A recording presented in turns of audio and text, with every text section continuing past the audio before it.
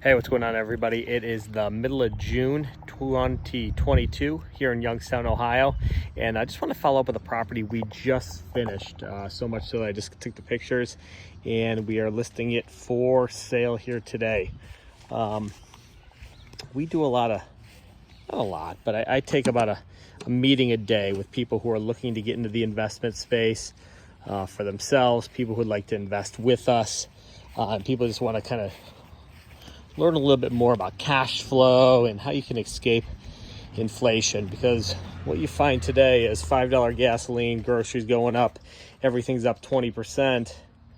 But what if the assets you had also went up 20-30%, and the cash flow that those assets generated went up 20-30%? It doesn't really matter. So if you're buying things like real estate and rent them, the rent also goes up with inflation. So things could go up forever, and as long as you have assets with cash flow, it never really affects you. So this is a property we bought 30 days ago. It's in Youngstown proper, on a street called West Heights.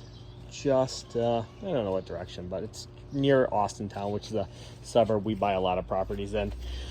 And I'll tell you exactly how we did this deal, because this is the number one question we get from people. They want to get into real estate. Maybe they found a deal. Either you got time or money. Most people don't have a plethora of both until you really get into the game. And we like to help friends, family, people we know increase their cash flow. And this was a deal with a good buddy of mine. He's actually my carpet vendor.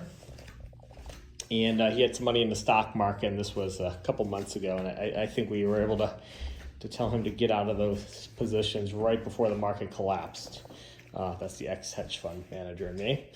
And he funded this deal. So this is a deal we purchased for $47,500 in Youngstown. Needed some work. He funded it. He bought $47,500. We paid 1% in fees up front, so he brought a little bit less than that. We brought 1% of the deal, so he brought, I don't know, whatever 1% of 47.5 is, but we still owe him the 47.5, and we pay him 10% interest only payments every month. So that turns out to be about $500 or so odd dollars every month. We make that payment to him. And when we go ahead and list this property and sell it here, which we should do in short order, he'll get his $47,500 back, plus whatever interest we owe him for the month that we haven't paid already. And then we would roll his money over into another property. So all in, his investment, if we turn his money 3-4 times a year, can annualize his return anywhere between 13 and 14%. Without having to do anything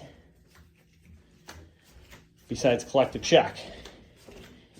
And we're going to go ahead, and he's lending on properties that are, this is, about 50% of retail. So we're going to go ahead and list this thing for probably about $100,000. We have, I'll go over the numbers. We have a total of $5,100 in the general rehab, paint, lights, he redid the counters, tightened up the basement, had some furnace work to do, putting garage doors in. It wasn't a ton, just cleaning it up, putting blinds up, and then I got about $1,000 in carpet. So about $6,000 into this place. So $53,000 all in. A little bit of holding costs, 53, 54, 55,000, and we should sell it for 100, 105, and should just about double the money in it. Our investor makes his annualized return, almost risk-free. What's the risk? That we're going to go belly up? We own, tons of properties. We kind of do this the right way. I traded through the Great Recession, so I'm pretty safe in the way I do things. So this is just an example of how you can go ahead and get into real estate properties with, maybe you got a family member, an uncle, an aunt, somebody who has some money who was in the stock market and got out of the stock market or wants to get out of the stock market and put it into essentially hard money on your investment deal. So here we are Youngstown, middle of June. You guys have a great summer.